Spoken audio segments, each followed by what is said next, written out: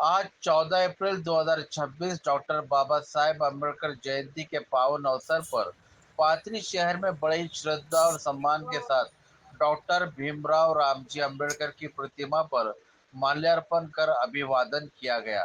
इस अवसर पर मराठवाड़ा की शान माजी आमदार अब्दुल खान दुर्रानी यानी के बाबा जानी तथा परभनी पाथरी शहर के भारतीय राष्ट्रीय कांग्रेस के नवनिर्वाचित नगर सेवक प्राध्यापक एडवोकेट मलिक पटेल ने भी बाबा साहेब को पुष्पांजलि अर्पित की।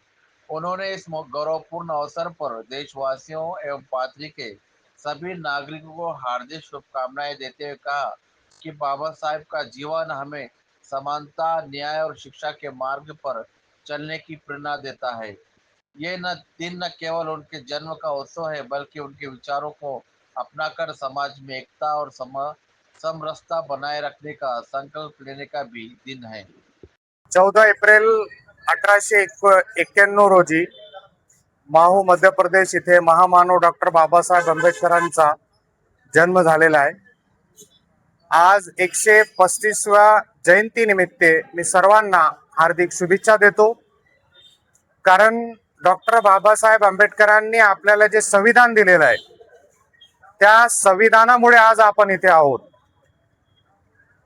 भारतामध्ये भारतीयोची देशामध्ये भारत देशामध्ये त्याच्या व्यतिरिक्त जगामध्ये 100 देशामध्ये मागच्या 2025 मध्ये 14 एप्रिल हे सामाजिक न्याय म्हणून साजरा केला गेलेला आहे।